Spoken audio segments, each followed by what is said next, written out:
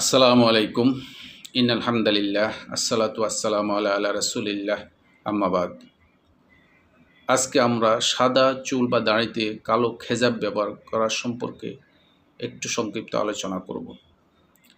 সাদা চুল বা দাড়িতে কালো রঙে দিয়ে রঞ্জিত করা হারাম। হাদিসে রাসূল সাল্লাল্লাহু আলাইহি ওয়াসাল্লাম কর্তৃক যে হুঁশিয়ারি উচ্চারিত হয়েছে এতেই তা প্রমাণিত।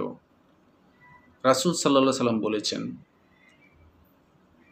ইয়াকুনু কওমুন ইয়াখদিবুনা ফি আখিরি জামানি বিসাওয়াদি কাহাওয়াসিলিল হামামি লা ইয়ারিহুনা রায়হাতাল জান্নাতি। শেষ জামানায় একদল লোক কবুতরের বুকের ন্যায় কালো খেজাব ব্যবহার করবে, তারা জান্নাতের সুগন্ধিও পাবে না। সাদা চুল বা দাড়ি রাঙ্গি নেওয়ার ব্যাপারে রাসূল সাল্লাল্লাহু আলাইহি ওয়াসাল্লাম বলেছেন, তবে কালো রং ব্যতীত।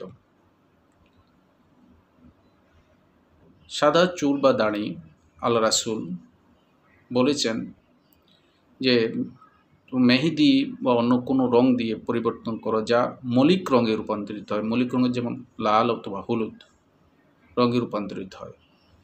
কোনো মতেই কালো রং ব্যবহার করা যাবে না, কারণ কালো রং ব্যবহার করলে বয়স বোঝাটা খুব মুশকিল। অন্য ব্যক্তি এর দ্বারা প্রতারিত হতে পারে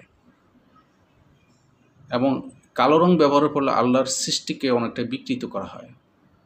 সুতরাং এটি সম্পূর্ণরূপেই হারাম।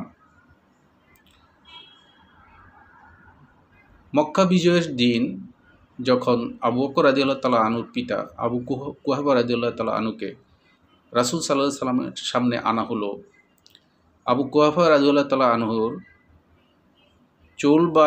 চুল এবং দাড়ি এত সাদা ছিল যে সাগামার মতো, যা কাশফুলের মতো দপদপে সাদা। তখন আল্লাহ রাসূল বলেছিলেন যে গায়রু হাযা বিশাইইন ওয়াজতানিবুস সাওয়াদা, এগুলোকে কোনো রং দ্বারা পরিবর্তন করে দাও, তবে কালো রং ব্যতীত। নারী এবং পুরুষ উভয়ের জন্যই এই বিধান।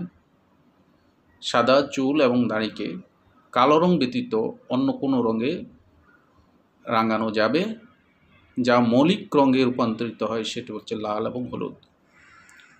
আল্লাহ সুবহানাহু ওয়া তাআলা আমাদেরকে বুঝার তৌফিক দান করুক, আমিন।